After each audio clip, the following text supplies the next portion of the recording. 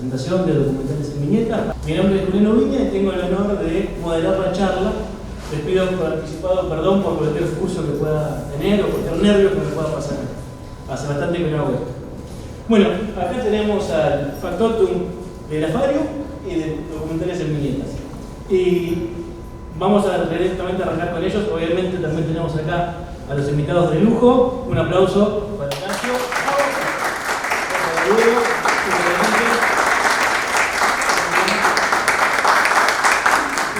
Hay preguntas para todos, así que vamos a arrancar por el principio.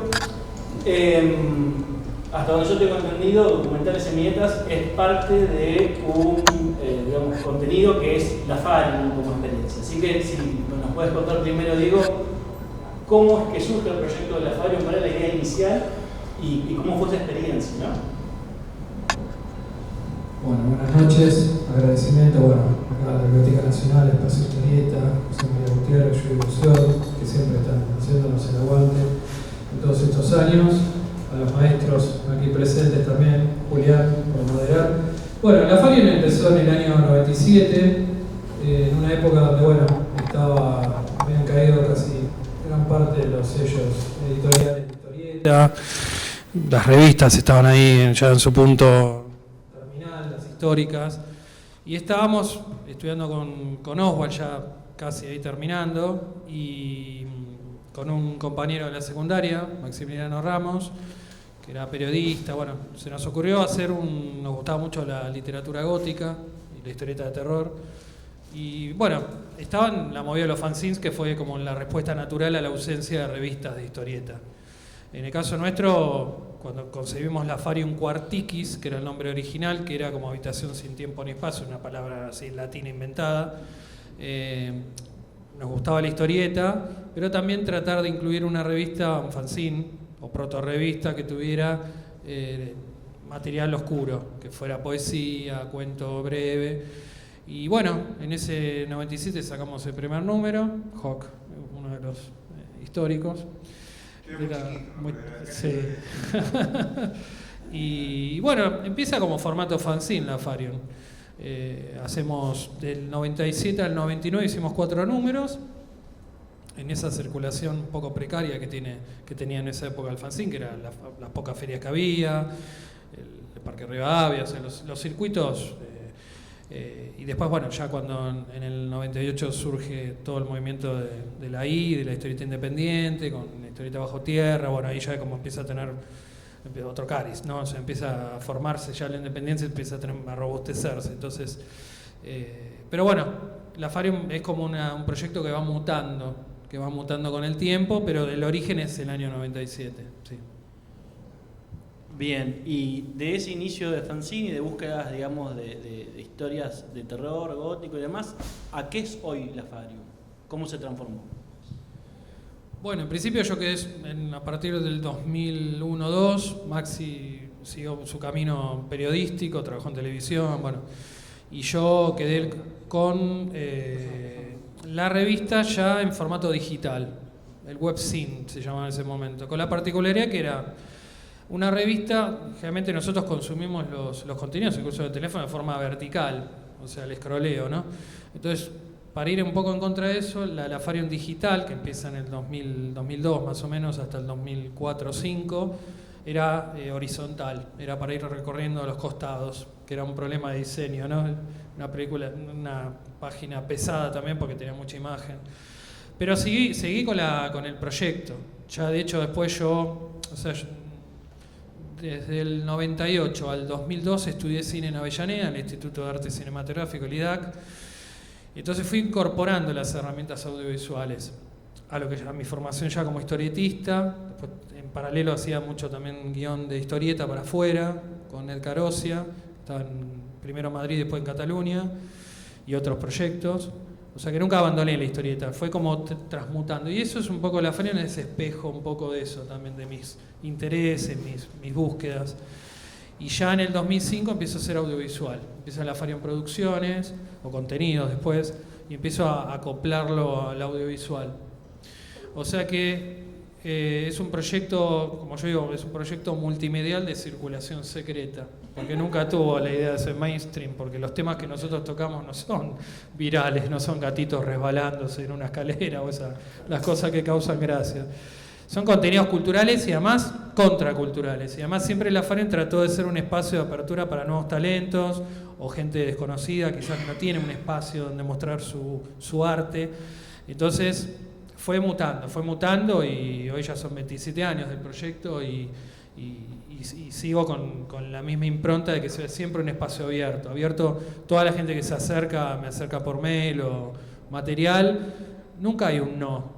Quizás esperá porque este número capaz ahora son más monotemáticos, esperá un poquito para el próximo porque capaz se me va de tema, pero nunca, siempre fue una puerta abierta como proyecto.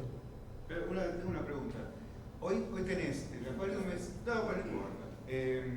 tenés la pata editorial, hoy día, ¿no? Y después tenés el canal de YouTube y es ahí, entonces como publicación en papel, la web ¿cómo quedó de la Aquarium?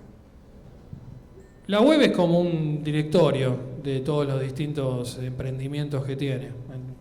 Ahora recuperé el .com, que me lo había sacado una empresa china, me lo había comido. Volví al tengo el .com y el .ar. ¿Tenés el dominio propio? Tenía, siempre lo tuve, lo que pasa es que en los últimos años hubo un problema que no se renovó, no me avisaron. Bueno, se cayó y apareció una marca de ropa italiana, que yo dije, bueno, me falta incurrir en la lencería gótica y ya estamos. No, principalmente está lo que pasa es que hoy todo cambia, por eso es un proyecto permanentemente en cambio. No es si yo te lo defino es eso, es un proyecto multimedial de circulación secreta, porque es una revista, sí, editábamos la revista digital. Editamos libros, sí, cuando está la posibilidad económica sacamos libros en papel que están registrados, todo como obra publicada, piripipi. Películas cuando se puede hacemos. Ahora estoy terminando la postproducción de la Orden del Lunar, que es una película con subsidio del Inca, que un subsidio que quedó eclipsado. Acá está el postproductor de sonido, Gabriel, me le puedo dar fe de eso.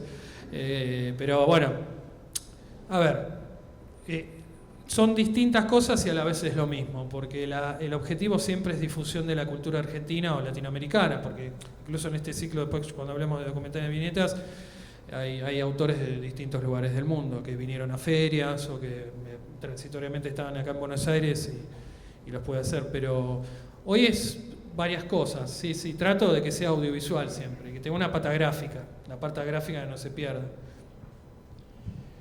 Bien, y hasta donde yo tengo entendido, en el 2014 inicia Documentales en Viñetas. ¿Qué te llevó a pensar, de hacer esos documentales? ¿Cómo fue que surgió la idea? Y bueno, ¿cuál fue la primera experiencia que tuviste, no? Bueno, yo venía de esto, venía de hacer historietas. Después me mantuve sigo dibujando, siempre dibujé, pero más para mí, a nivel comercial, entre comillas, más como guionista, colaborando para otros artistas. Y la formación de cine, que después complementé en el ISER con la carrera de guionista de radio y televisión, que eso me permitió después entrar a trabajar en televisión, en Canal Encuentro, bueno, incluso haciendo cosas en teatro con el Chino Volpato de Midachi, bueno, las aventuras de todo esto, a quien quiero mucho, un gran tipo. Y cuestión que todos esos conocimientos que yo iba adquiriendo, los iba bajando a distintas cosas, distintos productos. Pero en 2014 habíamos tenido una época de colaboración con una editorial, UNH Ediciones, que llevaba a Fernando Piceno, un periodista amigo, que también, él después se mudó al interior y quedé otra vez solo con la Farium. Entonces, fue accidental lo del nacimiento de Documentales en Viñetas, ese formato, porque estando en Parque Rivadavia vi una historieta publicada, muy linda a color, que era Coco y Cilindrina, de Clemente Montag, que salía en Anteojito, que a mí me gustaba mucho, pero era muy volada de chico. Y dije, mirá qué bueno esto. Y bueno, ahí lo contacté a Montag y nos encontramos ahí a la vuelta de la casa en un IPF, que es como su oficina. Y bueno, hicimos ahí es como espontáneamente, y sin micrófono, con el sonido de la cámara, que no es el mejor, pero surgió espontáneamente el formato de Documentales en Viñetas, que era un tipo de crónica documental sin intervención mía de off. sin una locución, sino que hable el entrevistado. Para mí eso es fundamental, que sea lo más límpido posible. Claro, yo también había trabajado una época, varios años, en una maestría de periodismo documental de la UNTREF, con Lucas Brunetto, que dábamos clase, y después Ezequiel Casola, fallecido. Bueno, cuestión que yo venía muy empapado del cine directo, del cine documental no intervencionista, o sea, como que el realizador pone la cámara y que pase ahí adelante lo que tenga que pasar. La mínima intervención, el cine directo. Y eso me pegó mucho y me parecía muy, muy noble no intervenir uno, si bien siempre encuadrar es una cuestión subjetiva, pero yo quería que hablara el entrevistado, tener la mínima intervención.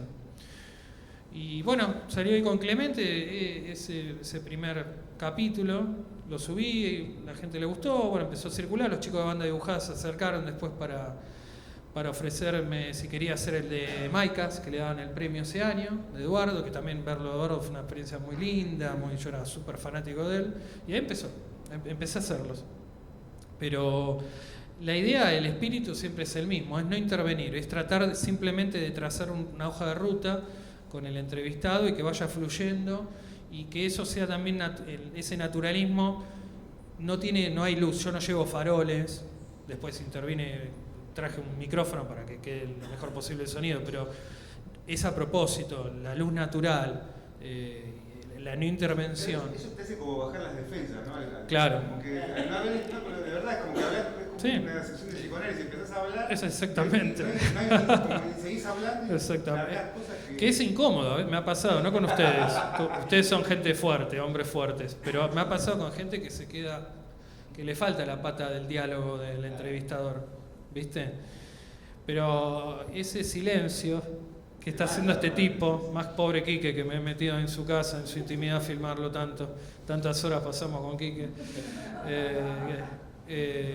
puede molestar, porque yo a veces pido que dibujen y es una cuestión así del observador medio Hitchcock que está mirando. No, pero para mí es como súper importante respetar el orden de luz del lugar, la mínima intervención de realización. Es una marca, no es una falencia. Eso lo aclaro porque yo ahora veo que hay cosas súper producidas, de entrevistas que están buenísimas, digo, que en ese nivel son muy superiores, con otros con lentes. Lo mío es el testimonio, es fundamental. Y además, preservar el testimonio de todos estos artistas. Eso para mí es fundamental. De artistas, de eventos, porque hubo eventos también. Es como esto que cuando la primera vez que lo vi aquí, que le conté del proyecto de la película, le decía, mira, es como una bitácora del futuro. Eso es lo que quiero hacer. ¿Viste? Estas cápsulas al futuro que quede. Y ahora van a ver que después de este pequeño corto que hice, que a mí, habiéndolo grabado, volver sobre ellos, son distintas etapas de su vida, físicamente incluso, ya se empieza a ver. Es fuerte también, es volver en el tiempo y cuando vos no intervenís, y es como que está vivo, gente que no está, lamentablemente, y eso es lo más duro, vos te encontrás ahí que hay gente ya ha fallecido, o que atraviesan problemas de salud, entonces, pero yo lo considero exitoso, entre comillas, el hecho de la no intervención, porque permite incluso que el día de mañana alguien, otro realizador o realizadora, use ese material, lo puede incorporar a otros trabajos. Y bueno, pequeño paréntesis, la primera, yo les contaba de Avellaneda cuando hice la carrera de cine, la primera experiencia fue justamente cuando estábamos en la época de armando la historieta Bajo Tierra, la del 98, que yo la filmé el evento, en Super VHS. Me acuerdo de estar filmando que había entrado Dani Deo y yo todo emocionado le hice un primer plano y lo perdí, no sé dónde está. Pero estaba registrado y siempre me quedó el cargo de culpa por no encontrarlo. Esa fue el 98 en Super VHS, la primera experiencia. Después a otro compañero de la época de LEC, de la época de las fanzines, también lo filmé desordenado, pero no fue a partir del 2014 que se consuma el ciclo, digamos, que empieza. Bueno, me respondiste un montón de cosas de tus otras preguntas que me voy a saltar, pero ya sabemos que fue algo que nació de forma fortuita, pero la pregunta es, ¿por qué algo que nace de forma tan espontánea, independientemente de tu pasión por la historieta, logra continuar por 10 años? ¿Cómo es la experiencia de hacer algo por el tiempo prolongado, ¿no? Digamos, no tiene desafíos para mantenerse en el tiempo y la actividad? Cabeza dura. Sí, es la bronca que tengo que me pasa como documentalista también de otras cosas, de otras películas que hice, que siempre conectadas con lo cultural argentino principalmente, que es esta lucha contra el olvido que tenemos, los que tratamos de recuperar el pasado. El poco cuidado que ha habido históricamente con nuestros archivos, por eso el archivo que llevan de historietas es tan importante acá. Entonces, como digo, bueno, ¿qué puedo hacer yo como para preservar humildemente con mis pocos recursos lo que a mí me gusta? Porque esto también es un ciclo que está asignado por el gusto, no por el paladar mío. Todo lo que yo he filmado, en general todo, son cosas que a mí me gustan. No es que yo siga una agenda editorial con lanzamientos, entonces, bueno, viene un lanzamiento de un libro y voy a apoyar desde la imagen, lo he hecho eso, pero no esa es la meta, el objetivo. El objetivo tiene que ver con la preservación de nuestra cultura, tanto en historieta como en literatura, en cine, y desde un lugar humilde y muy honesto, porque la verdad que son registros súper honestos, no hay ningún tipo de búsqueda de nada, de dármelas de nada, simplemente es un trabajo. Y entonces dentro de esta cosa de cabeza dura es mi lucha contra que no se pierdan cosas que yo considero valiosas de la historieta, gente que yo considero valiosa. Desde un lugar, desde la entrevista, siendo yo también dibujante. Entonces mis preguntas, mis intereses son distintos al de un periodista o otro documentalista que ve el fenómeno desde afuera. Yo como dibujante busco ahí el misterio de la creación. Eso es lo que a mí me interesa, tratar de entender el arte de cada uno de estos artistas hermosos que tiene nuestra historieta, cómo es el proceso y el trabajo también físico, porque es algo yo que siempre pregunto esto, ¿a qué hora del día trabajás? ¿Estás cansado? Esta idea de estar reclinado sobre el tablero, las manos, todas esas cosas capaz otro tipo de entrevistador no le interesa, pero a mí como dibujante sí me interesa. Me interesa saber eso y además porque ahí siempre hay es la muestra para que la gente que quizás no está en la historieta, vamos a decir, entre comillas común o fuera de este ámbito, entienda que esto es un trabajo. Eso es como algo que trato siempre de plasmar, de que esto es un trabajo y que es un trabajo digno, que debe ser respetado, que debe ser bien pago, que debe ser dignificado y eso también ha sido en paralelo a una pequeña lucha como esta. Perdón que venga más a lo reciente, esta atrocidad que pasó con Solano López en el avance del Eternauta de Netflix, que yo apenas lo vi puse un comentario humildemente y después me encargué de ir metiéndome en todos los perfiles de Netflix para preguntar por qué venían omitidos a Solano López. Y después discutí con un lo agregaron, pero después yo discutí con una persona que trabajó en la producción, que se puso muy medio por WhatsApp, todo el sábado, mensaje de 20 minutos, que me decía, no, autor es el guionista. Mira, yo soy guionista, pero en historieta no es lo mismo, porque la comunión del dibujante y del guionista es una cosa única. El formato delimita el papel es muy importante, no es lo mismo en una película, es muy distinto. Bueno, vi que otra gente se había sumado también ahí, y finalmente lo agregaron, que era lo que corresponde, Entonces, esas cosas yo siempre a los dibujantes, los autores, los he tratado cuando pude defender y qué mejor que defender el trabajo que perpetuarlo a través de un registro audiovisual que no tenga intervención y que sea un archivo abierto para que dentro de, si hay humanidad dentro de 20 años, 30 años, alguien pueda tomar ese archivo y darle también su edición. O sea que lo mantengo activo el afario pese a todos los conflictos que había que puede tener cualquier persona, y más en este país, lo mantendré hasta que me muera. Supongo bajará la intensidad, terminará siendo, no sé, de vuelta a un fanzine, no sé. Pero que queden claro que la lucha es una lucha personal contra esa fuerza que tiene Argentina devoradora del olvido, de destrucción, de omisión de archivos, de gente que fallece y no sabe dónde quedó el material. Entonces es mi pequeñísimo aporte para que no suceda eso. En vos conviven obviamente el guionista, el dibujante, el escritor, el realizador audiovisual. ¿Son distintas facetas tuyas que forman un solo camino o son cosas que vos explorás por separado? No, yo creo que es todo lo mismo. También hay la idea de tener que abrirse uno en varias actividades, es una cuestión de supervivencia económica, porque en la época que estaba trabajando como guionista de televisión, nos podíamos sostener con mi mujer bastante bien dentro de todo, y capaz que salía algún libro, entonces cobrabas algunos derechos, bueno, entonces me fui desdoblando naturalmente por necesidad y urgencia, básicamente. Igualmente hay también un costado de interés, que a mí siempre me gustó saber y conocer y ver, y algo que mantengo en la infancia que es la curiosidad, que traté de no muera, esta cuestión de meterme, y esa curiosidad me permitió, bueno, y la cámara me ha permitido conocer a Hawk ya nos conocíamos, pero un montón de Horacio, Quique, un montón de gente hermosa que de otra manera no hubiera sido lo mismo, porque uno va como fanático a buscar un autógrafo o algo, y es algo que yo también me parece mágico de esto, que es la posibilidad que me abran las puertas de su casa o de su estudio, que yo respeto mucho y agradezco, porque no es lo mismo hacer una entrevista en un café que te abran las puertas de su casa. Y yo soy súper respetuoso con esos lugares, son sagrados, son como templos para mí.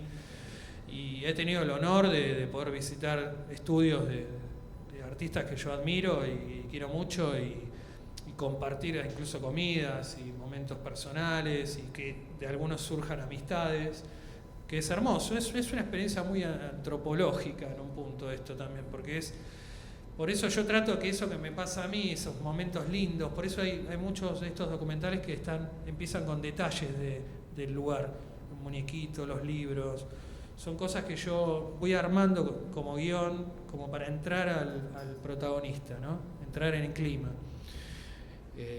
Entonces, la multiplicidad se da cuenta de, por un lado, la intención de conocer cosas nuevas y nuevas herramientas, y después por supervivencia también. Bueno, si ustedes entran al playlist de documentales en viñetas en Facebook, van a encontrar como 180 videos o más. Yo acá tengo una especie de pequeña selección basada en mi gusto, o sea, totalmente arbitraria, pero para nombrar está Maicas, está Kino, está Silvestre Silagi, está Horacio Laria, que casualmente, si yo no conté mal, tiene el récord absoluto de apariciones en documentales en viñeta. Obviamente está Quique, está Jorge de los Ríos, gran tapista, y hay un montón también de documentales a guionistas, está Ray Collins, está Eduardo Magitelli, bueno, hay un montón de gente, y también incluso de autores de digamos, más del under, como Nepo o Jorge Fantoni. La verdad que es impresionante encontrar toda esa selección. Obviamente tenemos invitados acá, ¿no? Para hablar, y tengo algunas preguntas puntualmente para cada uno, empezando por Diego Colitore, también conocido como Néstor Hawk. Todavía hay gente que le dice Néstor. Hola, ¿qué tal? Buenas tardes. A ver, si yo no me equivoco, ustedes se conocen desde la época de la escuela Caraycochea. Claro, compartíamos clases. Yo soy más grande que Diego, pero coincidimos algunos años. Después nos íbamos a comer al bar de la esquina. Venía Mosquito, venían otros muchachos. Me acuerdo que Diego grababa el audio en cassette de todas las clases, o casi todas las clases de Oswald, que eso es un gran material también. Pues bueno, recuperar eso es una locura, pero las clases de Oswald eran realmente... tenía un don de oratoria, y además por ahí un día hablaba de literatura, otro día se hablaba de cine, otro día se analizaba un poema, entonces como que eran también, ¿cómo te podría decir? Hoy sería un podcast perfecto, ¿no? Porque tenía profundidad, variedad, la parte didáctica era impecable, así que bueno, tiene un tesoro ahí, bueno, y compartimos esa escuela, esas lecciones, y además, como pasa en muchos talleres, que los muchachos se van conociendo, van trazando una amistad, y yo creo que una de las primeras cosas que publiqué fue que ya era la Farum, cuando hicimos el Apocalipsis. Sí, el especial de Apocalipsis. Polémico, ahí tenemos un compañero ofendido en el aula, me acuerdo. Bueno, perfecto. Tenemos, como pasa en los talleres, también nos juntamos, y más que nada, en este caso, convocados por Diego, a adaptar, digamos, pedazos del Apocalipsis, de la Biblia posta. y cada uno hacía una página, como bueno, compartíamos los diseños, hicimos como ese proyecto que salió, bueno, salió muy lindo, pero además lo disfrutamos muchísimo de compartir la experiencia, ¿no? De ser compañeros. Así que bueno, sí, nos conocemos de aquella época. Él después, bueno, empezó a estudiar más, se volcó al aspecto audiovisual, entonces no coincidíamos tanto en los ambientes, hasta que después, bueno, ahora ya más de grandes volvimos a estos circuitos y además nos juntábamos cada tanto a tomar café y demás. Para el que sigue la página de Diego en Facebook, tal vez corresponda preguntar si ya en esa época experimentaba esa fascinación por las empanadas. Vos sabés que yo no lo recuerdo, porque me acuerdo que íbamos a comer, no me acuerdo qué comíamos, por ejemplo. No, milanesas. Ese bar lo bautizamos La Farion. Tengo las grabaciones de las clases de Oswald y de esos momentos también en cassette. Yo lo que me acuerdo es que escribían no, eran siempre de forma mandarinas. distinta. Mandarinas era la obsesión, la fijación. Sí, pero era sobre, vos imaginate, íbamos al curso, éramos 3 horas de curso, eran como 3 horas. Era un montón. Y después nos íbamos a comer, yo volví a mi casa, ¿viste? Me iba a la mañana y volvía a la tarde. 7 de la tarde, sí. Una locura, pero bueno, lo lindo de ser soltero, joven, etcétera, ¿no? Bueno, ¿y cómo fue la experiencia de ser entrevistado, de ser, digamos, la otra parte del documental? Y es muy loco porque de repente él tiene una consigna muy básica, y como que empezás a hablar solo y te empezás a dar cuenta en cámara de por ahí procesos, conexiones que no son conscientes.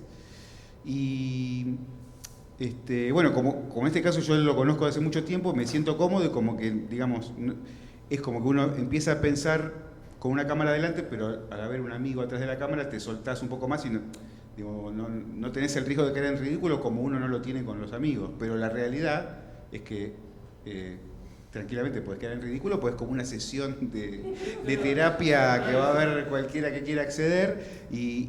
Pero lo veo también en otros dibujantes que han aparecido en ese espacio, como que, y los ves que, viste, los ojitos se empiezan a separar, como empiezan...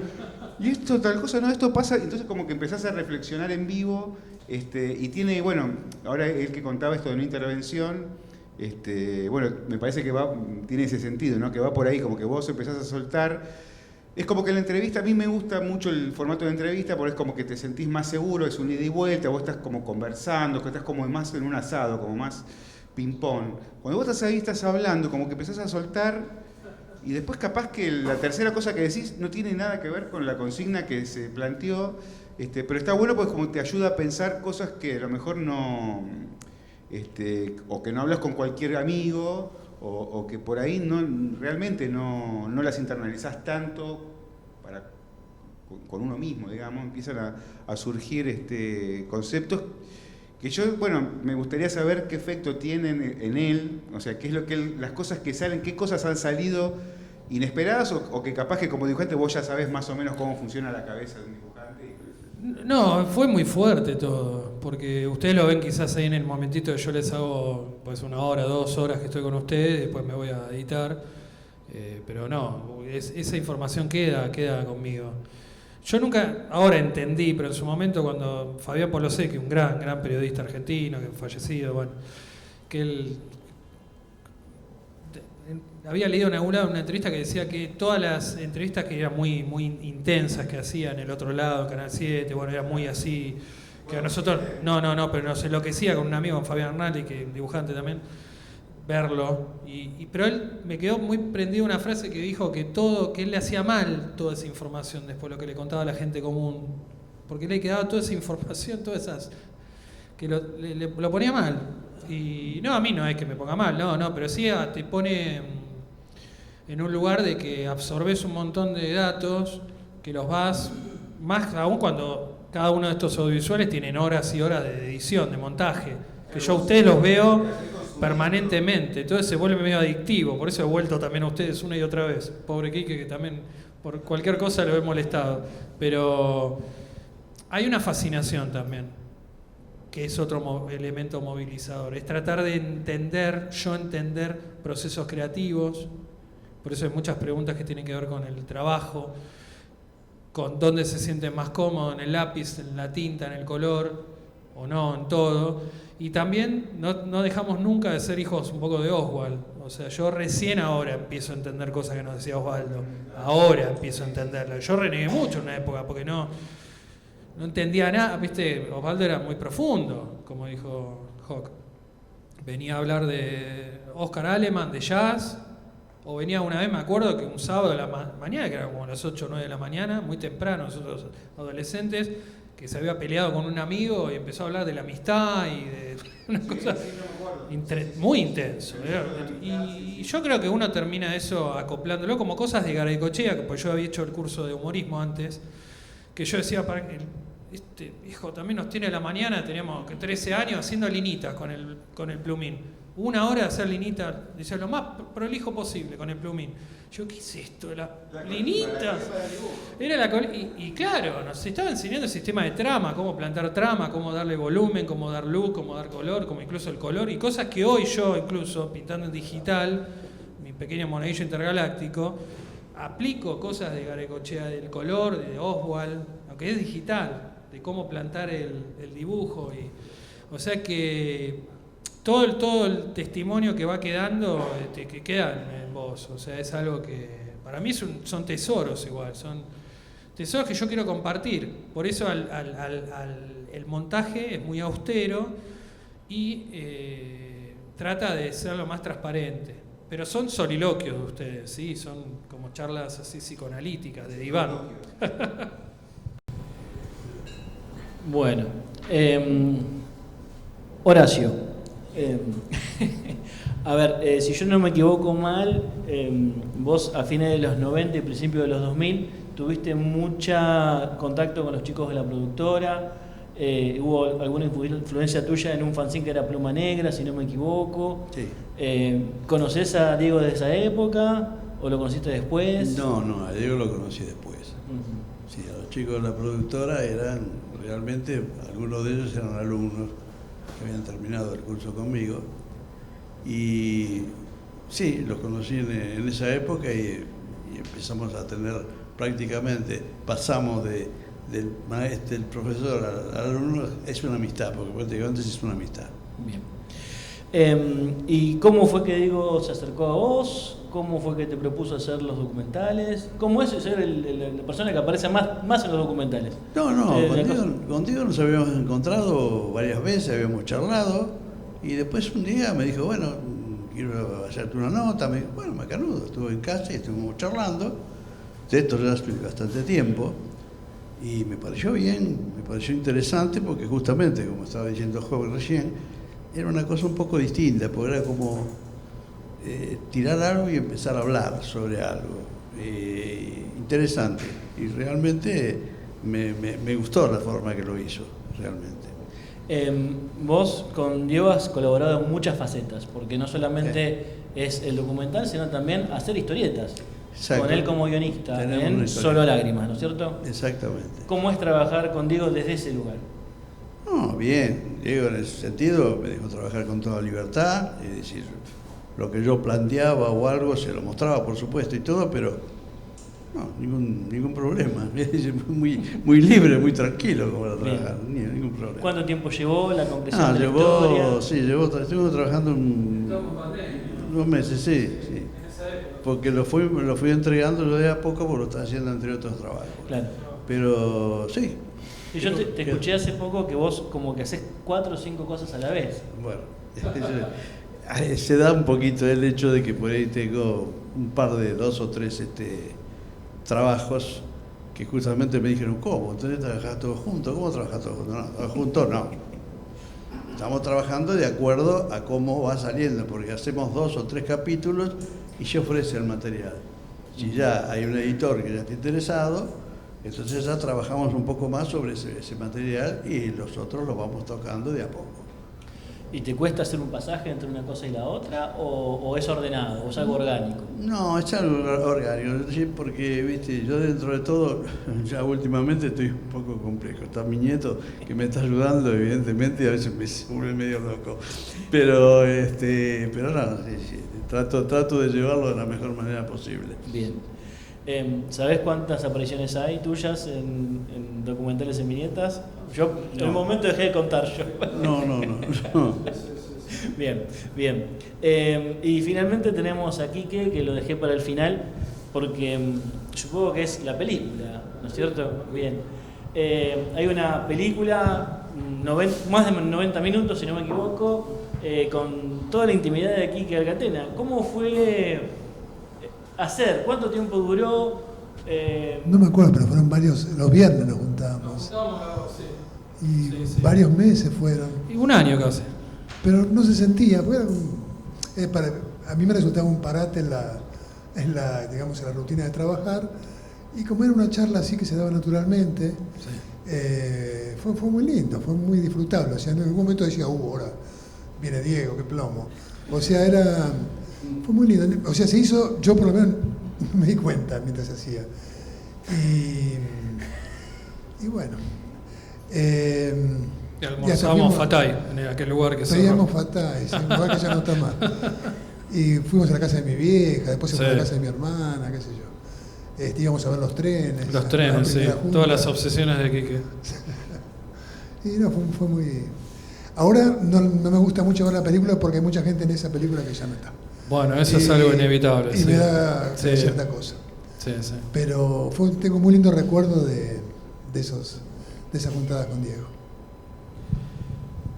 Bien, bueno, a ver, de mi lado, primero agradecerles a todos que vengan. Tenemos ahora un documental para ver, para estrenar, y como reflexión final de mi lado, simplemente decir que todo este material existe para que la memoria no se pierda, que es tal vez lo más importante de todo esto. Si uno se pone a pensar en las llamadas décadas de oro de la historieta argentina y el poco material que hay, el poco registro que queda, y digamos, si no fuese sido por coleccionistas que guardaron en su momento, tal vez no tendríamos nada.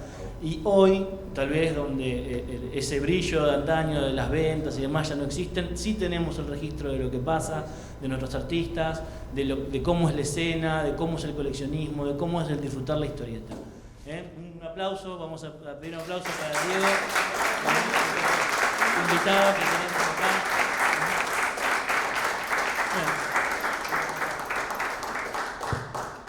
Gracias. Bueno, es media hora hecho por el amor a ustedes, porque todo lo que hago es por el amor a la historieta de los que hacen la historieta. Mirá, si sos responsable, yo creo que no podés evitar una sensación de temor, de miedo ante el abismo, precisamente porque tenés esas 1000 posibilidades. La página en blanco quiere decir que las tiene todas esas posibilidades. No te está mostrando cuál va a ser el final, pero está ahí también. Y hay también como un respeto hacia esa página en blanco, porque no es cuestión de ensuciarla, borrar y volver a empezar y terminar, porque eso es no respetar la página. Además, ya ese blanco forma parte del dibujo. Entonces, prácticamente lo que hay que hacer es ocultar con negro lo que no debe ser blanco. Y bueno, todo eso corre por tu cabeza hasta que se te van aclarando las ideas, muchas veces producto de que empieces a trazar, ¿no? A mí me gusta mucho, por ejemplo, trazar alguna línea y a partir de ella dejarme llevar, ¿viste? Y sale lo que menos pensaba hacer.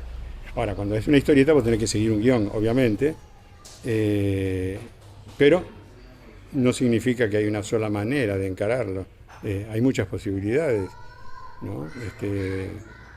Encuadrás desde distintos niveles, distintas intensidades de luz, cantidades de sombras o negros según vaya a color o no a color.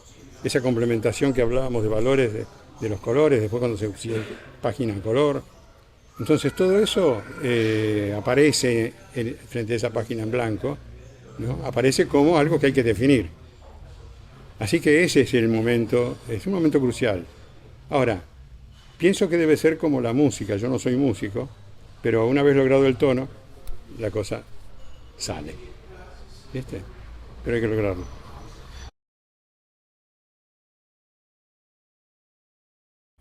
el problema de la página en blanco yo no lo tengo porque recibo un guión y inmediatamente el tipo me está contando una historia y ya viste, es como, no sé, estoy en un asado y el tipo ya me cuenta que salió con una mina y yo ya, viste, me estoy imaginando todo, o sea que realmente siempre, viste, sé que hay otros dibujantes que tienen el tema de la página en blanco, a mí no me pasó nunca porque yo ya vengo con un guión que lo pude haber hecho yo o lo pudo haber hecho otro, pero digamos, a mí ya la historia ya viene existiendo, yo lo que tengo que hacer es reproducirla en el formato visual. Después sí, como guionista sí, viste que tengo mucha menos cancha y menos experiencia y menos estudio. Entonces, ahí sí, como guionista a veces me trabo y tengo que dejarlo, viste, orear porque me faltan herramientas. Sí, sí, lo tengo. Me pasa mucho con la primer página de una historia que tengo que hacer. Siempre es la más difícil. Yo puedo estar 2 semanas con una sola página, después, si esa página la resuelvo, las demás salen solas. Pero la primera página me suele volver bastante loco, me estresa mucho también. Porque a cada guión yo intento meterle como una clave gráfica, digamos, distinta, ¿no? No todos los guiones son para dibujarse de la misma manera. Y yo tengo la suerte de, no sé, no tengo muchos estilos, obviamente, porque el estilo siempre es el mío. Pero sí tengo como gusto por diferentes técnicas, que yo laburar a mano, laburar en compu, narrar con más o menos cuadros. No es que me cuesta la hoja en blanco, sino que me cuesta el puntapié inicial, ¿no? A veces arranco con una técnica y digo, no, esta técnica con esta historia pensé que funcionaba, pero no funciona. Y va a otra directamente. No es lo mejor que puede haber porque puedes llenarlo de lo que quieras. Eso siempre lo dije. Otros me decían, no, pero la hoja en blanco medio. No, metele, si está ahí en blanco, puedes hacer lo que vos quieras. Tenés carta blanca. No, es un gusto hacerlo. Es un gusto agarrar y hacer algo ahí. Ojalá cuando era chico hubiese tenido más hojas en blanco. ¿Sabes qué dibujaba cuando era chico? Mi padre tenía abejas. Y los paneles de cera que ponen en las colmenas venían con un papel intermedio para que no se peguen. Y dibujaba sobre esos papeles. Y el dibujo es una cosa que de chico me encantó, de una satisfacción tan grande que lo llevaba en la sangre cuando iba al colegio primario. En lugar de hacerme estudiar la maestra, me mandaban a los pizarrones a dibujar.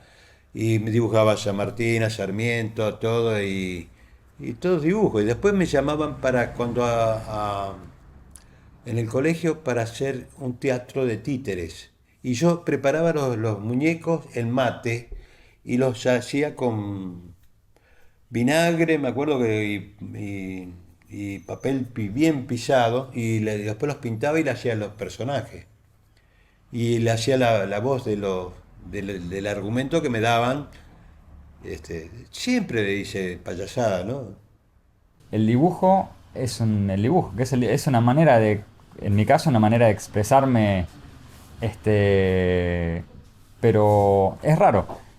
Porque, digamos, es raro el equilibrio en el que uno apunta cuando hace un dibujo, en el sentido de que uno apunta a dibujar bien.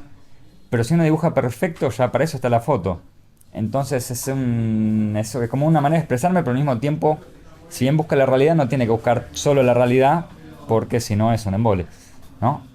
Quizás agarré una época, como muchos dicen, fue una buena época, 70, 80, 90, ¿no? En los 90 con García Ferré, que tiraba 400.000 de anteojito. Agarro una buena época, pero hay que pensar también que había mucho filtro. O sea, no tomaban a cualquiera, no era una cuestión de decir, bueno, yo dibujo, entro. Sino que había que cumplir, como dije, requisitos realmente de dominar esta profesión, porque es una profesión, es una disciplina que uno tiene que dibujar todos los días. Al ser también autodidacta, uno se da cuenta que muchos trabajos no están como tendrían que estar. Yo cuántas veces agarro y tiro y rehago, o borro muchas veces, y a veces estoy inspirado, otras veces no. pero realmente no deja de ser una maravillosa profesión. Es buena la pregunta, es muy buena la pregunta. No significa lo mismo que significaba. Sigue significando una parte medular de quién soy. No, no se me ocurre que yo exista sin estar dibujando. En el hecho mismo de dibujar, que esto no se transfiera ni a publicar, ni a estar haciendo algo de manera con un destino, con un origen de proyecto, sino dibujar en el hecho más lúdico de dibujar. Así que eso sigue siendo la constante en mi vida. Lo que sí ha cambiado es que, bueno, obviamente, uno como dibujante, por sobre todas las cosas, lo que es un humano, una persona, y como persona uno va cambiando y va volviéndose, qué sé yo, del nene pasa al joven, adolescente, adulto. Y bueno, ahí ya hay unos cambios particulares en la relación con la actividad. Y después cuando la actividad se vuelve una profesión, uno tiene la suerte de que se vuelva una profesión y, y se vuelve un cotidiano de todos los días en donde uno tiene que estar trabajando y demás, también hay como un reconvertir la relación con el dibujo, porque si no es difícil. Yo soy un tipo en ese sentido, empiezo a trabajar a las 9 de la mañana hasta la 1 aproximadamente de la tarde, 1 y pico, que es la que bajo así a almorzar, después arrancaré tipo 3 de la tarde hasta las 5:30, más o menos, 6, que es donde salgo a caminar un poco, ¿viste? A la vuelta y a caminar un poco. Después ya cuando vuelvo, evidentemente, ya no, estoy un poco con la computadora, ceno y después vuelvo a la computadora, ya no toco más. Pero mientras yo trabajo, la mañana sobre todo es la que más me rinde a mí. Me rinde más que la tarde en general. Por eso yo aprovecho 4 horas, 4 horas y media de la mañana fuerte y otro par de horas, ya no trabajo tanto, pero 7, 8 horas todavía las trabajo. Pero estoy metido en el laburo, sí, por supuesto. Y hay días en que estás metido más que en otros, que es lo que yo te estaba diciendo antes. Cuando vos tenés que hacer un trabajo un poco más liviano o más tranquilo, la cosa es más rápida. Y hay otros en los que tenés que tener un poquito más de concentración, por supuesto.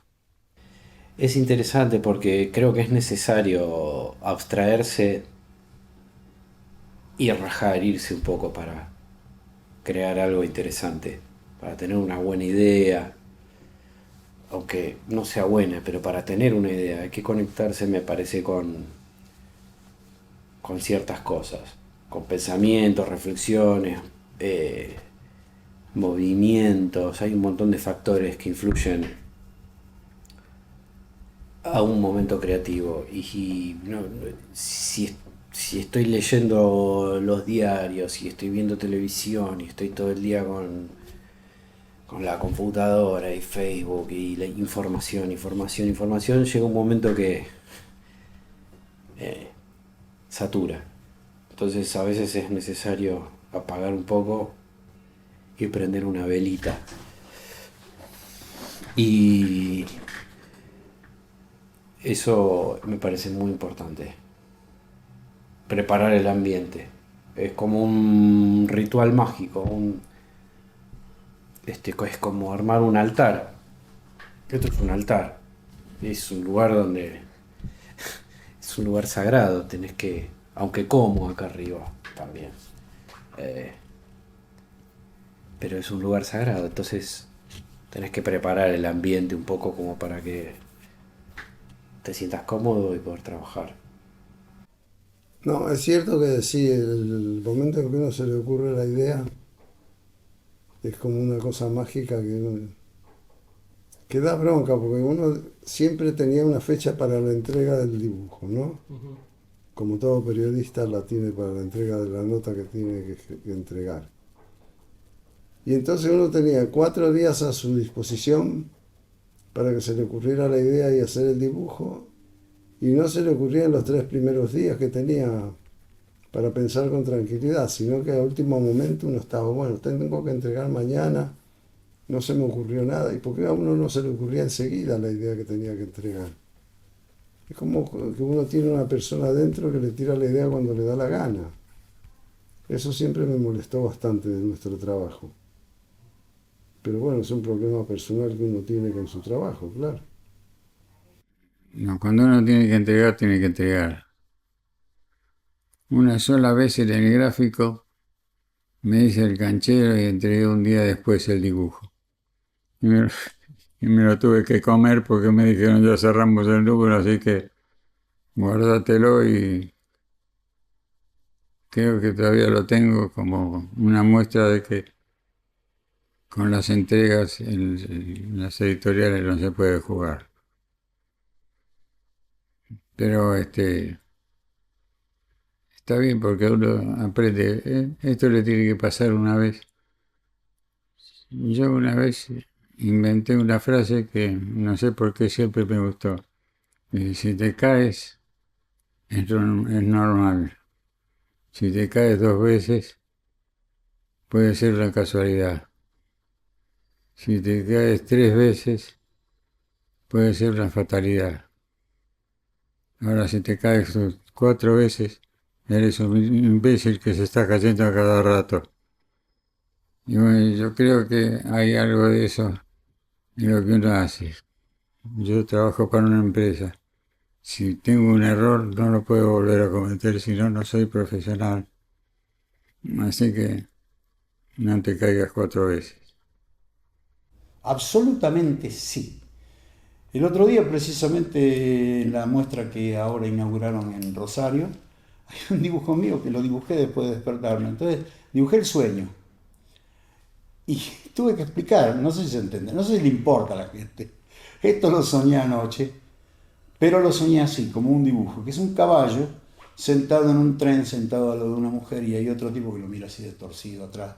Es una figura inquietante. El caballo no, el caballo era noble, ¿no? Pero un caballo en tren, sentado en un asiento es. Pero lo vi dibujado. Traté de reproducir el dibujo como lo vi. La línea, como dijo el amigo, bueno, mejor era un Kandinsky, dijo un punto prolongado. Y el que se la quería llevar a pasear era un señor que se llama Paul Klee, que hizo un dibujo que se llama sacando a pasear a una línea.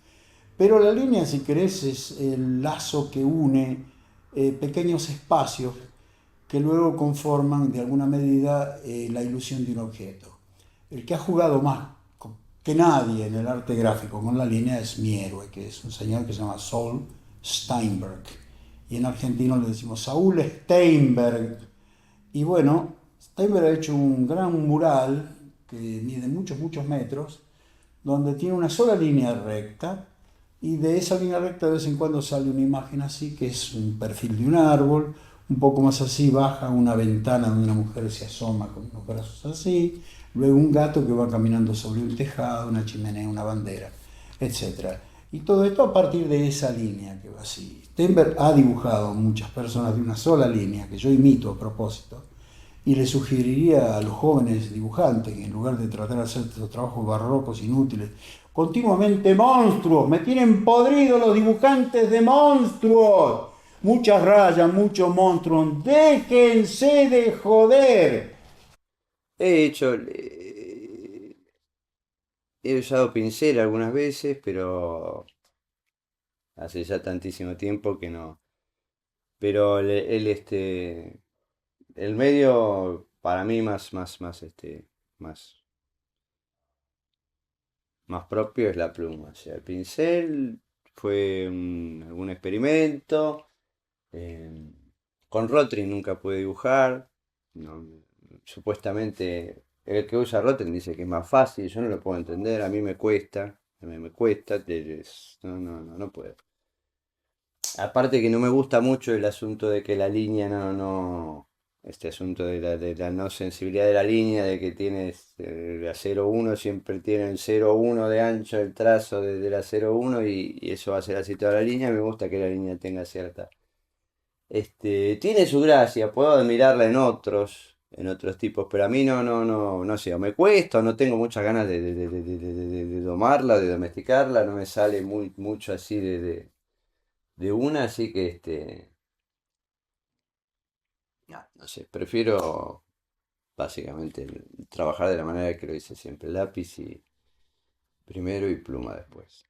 Leo el guión y ya me pongo a trabajar, o sea, no soy de hacer mucho, digamos, boceto previo o sketches, ¿viste? O,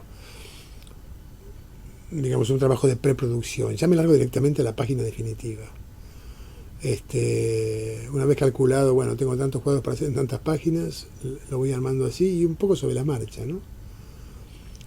No me gusta la preproducción mucho porque me aburre, o sea, prefiero que sea todo de una, tirarme la pileta de una y esperar que salga bien.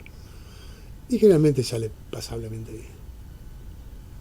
Y lo que cambió es que, bueno, cada vez te das más cuenta de, viste, que falta mucho. O sea, el dibujo es así, cuanto más estudias, más te das cuenta de lo lejos que uno está por ahí de un manejo óptimo. Pero bueno, también, bueno, uno tiene que resignarse, yo tengo 42 años, y bueno, hay que conocer bien las limitaciones de uno y tratar porque la historieta no es solamente dibujo, yo por ahí me detengo mucho en la palabra dibujo, también es relato, entonces bueno, tenés que generar un balance entre lo que es como contar un cuento, pero siempre con la herramienta del dibujo que es indispensable y ahí metiéndole nafta al estudio.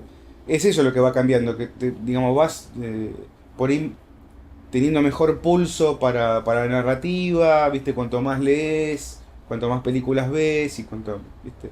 Te vas nutriendo de una forma de contar, vas encontrando también tu forma, lo que te gusta y lo que no te gusta como persona, digamos, pero bueno, en la historieta pasa lo mismo, ¿viste? Vas desechando más fácil y vas concentrándote en lo que más te gusta, que por ahí es lo que más le funciona a uno y te encontrás más a gusto para el relato.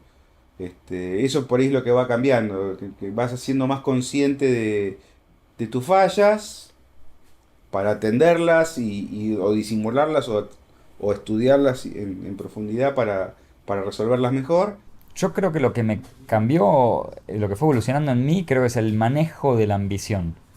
En el sentido que, eso, cuando yo era chico quería, me acuerdo, dibujar, tenía los libritos de los muñequitos de He-Man y quería dibujar esos personajes que eran como copias de Fraceta con todos los músculos y el manejo perfecto de la anatomía y todo como si fuese iluminado por 25 faroles y el brillo del ojito, la pupila con los puntitos blancos.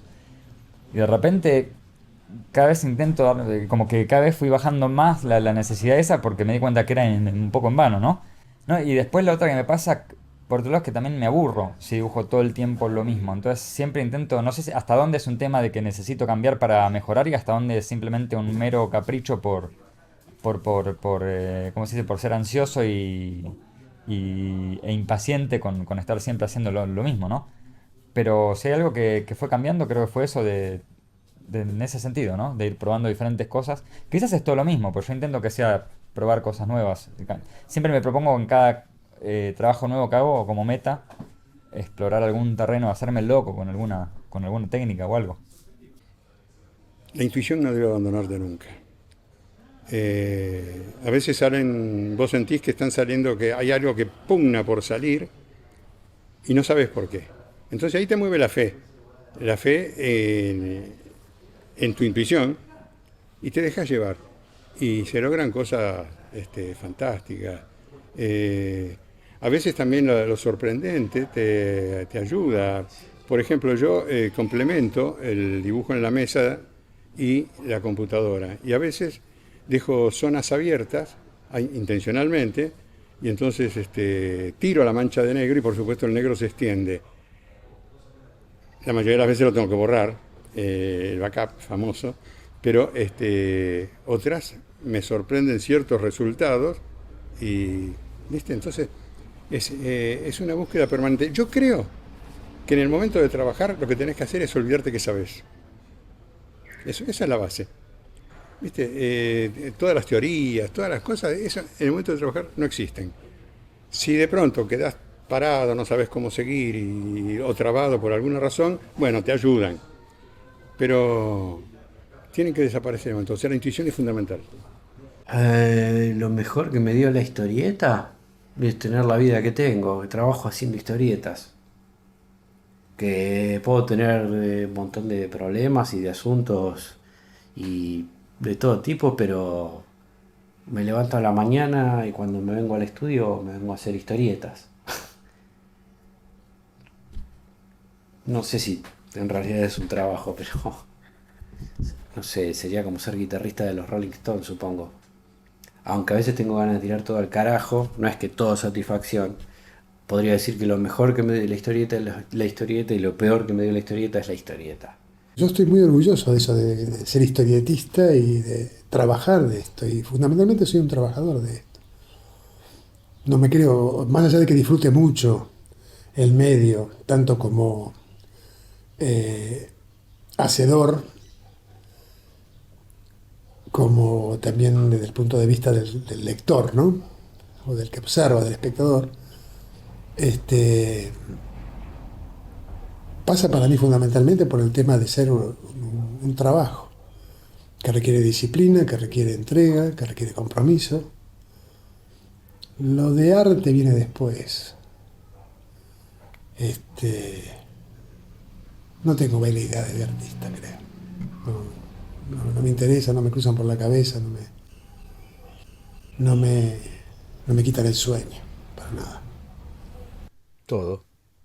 Para mí es algo que, yo cuando digo todo, en el sentido de que soy un apasionado del género, lo amo al género, y me parece que es una cosa en la cual vos podés contar, difiere bastante del cine, pero que han tomado cosas del cine de la historieta y la historieta del cine, es un lenguaje distinto, pero muy buen lenguaje al fin, en el que se pueden contar muchas cosas.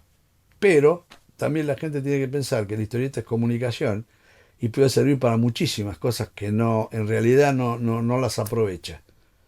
¿Viste? Que es fantástico para un montón de cosas, no solamente para contar historias, sino que hay gente que lo utiliza muy bien y me parece que mucha gente no lo sabe, lo toma como un género de evasión, como un género de distracción, como nació así liviano, y la historieta no es eso, la historieta es mucho más. No hay que creerse en nada. Además, tengo el privilegio de trabajar en una cosa que me gusta. Y siento enorme envidia por algunos dibujantes que son superiores a mí. Y mientras uno siente envidia, creo que crece. Porque se fija más en el otro, saca cosas del otro y las incorpora a lo que hace. Realmente lo hago con alegría. Primero, vamos a poner las cosas en su lugar. No es coser y cantar, no es la facilidad con la que se cree de que se puede hacer, y es casi siempre un desafío. ¿Por qué es un desafío? Porque está todo escrito, volvemos otra vez a lo que yo digo siempre, está todo escrito en la historieta y en libro, y está todo filmado y está todo compuesto en música, y quizá está todo pintado también, en pintura o en escultura. Pero el tema es la travesura. Si te cae bien, escribir una historieta es una travesura seria, que yo siempre la tomo en broma antes y dejo de sonreír cuando me siento. O sea, es entre ella y yo una especie de amistad que tenemos, pero está basada en otros amigos, y los amigos son todos los que me rodearon y todos los que estuvieron antes. Waddell, no te puedes olvidar de en Patulucito, la conquista de Hastinapur, no puedes olvidar a Oesterheld, no puedes olvidar a Albiac. Yo, por ejemplo, más que la celebridad propia, lo que por ahí me gustaría, si renaciera dentro de 200 años y recordara quién había sido, que el trabajo hubiera sobrevivido, por ahí hasta más que el recuerdo de los autores. Es más, que por ahí alguien dijese, acá está este trabajo, Pesadillas, que es un trabajo anónimo, pero que hubiera tenido muchísimas recreaciones, que hubiera habido muchos tipos que hubieran hecho, por ejemplo, tomado el universo de Pesadillas y haber hecho sus propias historias. O ahora, que hubiera tomado a la estirpe de los Marala y que a partir de esa estirpe maldita hubiera escrito sus propias historias. Creo que si en 200 años hubiera un montón de historias que hubieran surgido a partir de nuestras historias, creo que sería la mayor satisfacción que yo tendría. Sobre todo teniendo en cuenta que ya en 200 años los derechos de autor no los podría cobrar. Y Dios quiera que, bueno, para estas generaciones que vienen, toda esta era digital, porque esto, imagínate cómo se presentaba el trabajo. Esta era una carpeta que se cerraba, acá tiene un hilo, ¿no? Una de estas viejas carpetas de antes, que uno lo ve en las películas, pero sea en una carpeta de cartón que se hace un moño, o sea en un CD, cuando uno va a presentar un trabajo, hay que presentar un trabajo profesional y un trabajo hecho a conciencia, como mi personaje, Coco y Cilindrina, una moto a conciencia. Quizás lo más inquietante de esta época es que no estoy mucho tiempo en una actitud. Estoy dibujando y una hora de estar dibujando necesito levantarme, salir a caminar, reflexionar, mirar, de pronto sentarme en un café, escribir, volver al dibujo, ¿no? Esa es mi vida actual. Antes eran horas y horas y horas en esa misma actividad. Son diferencias en épocas de vida que hacen diferencias en la forma de ser, diferencias en el mismo ser, ¿no? De quién era aquel y quién soy ahora. Son esos grandes misterios de la vida en el que vas llegando hacia el final y realmente se te hace carne. Antes el conocimiento venía de afuera hacia adentro. Ahora lo tengo de adentro hacia afuera. Entonces ahora sé que cuanto más sé, no sé nada. Pero lo sé desde adentro. No es algo que oí. Antes lo había oído. Es viejísimo, el dicho. Pero ahora lo sé. Una cosa es conocer y otra cosa es saber. Eso.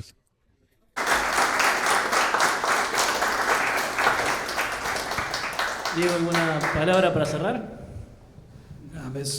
Verlo a Eduardo me hizo soltar unas lágrimas de vuelta. No, nada de esto. Este es el trabajo que yo hago. Con mucha humildad, mucho amor, mucho respeto y bueno, agradecimiento a todos. Perdón por la... Es fuerte, realmente volver sobre el archivo, más con gente que no está, como Osvaldo, es fuerte. Pero bueno, estoy contento de haberlo hecho, haber tenido el tiempo y hoy sería muy distinto, ya con un hijo a cuestas. Estoy contento de haber invertido en el futuro, justamente, en una moneda que es la cultura argentina y que esto, el día de mañana, como decía Eduardo, parafraseándolo un poco de qué pasa con 200 años con su obra, bueno, un poco que este material que generé en todos estos 10 años, que lo voy a seguir haciendo hasta donde pueda, sirva para el futuro también, sirva. Por eso es una mirada muy íntima, muy intensa, la que hago. Y lo único que puedo decir es gracias a todos, a los espectadores, a la gente que comenta en las redes, a todos los que ven. Porque no es un material viral, básicamente, es un material cultural que trato de hacerlo de la mejor manera y con una honestidad brutal. Y eso, es mi pequeño aporte para la posteridad. Así que... Bueno, también le damos un aplauso a Horacio, a Job y a Quique.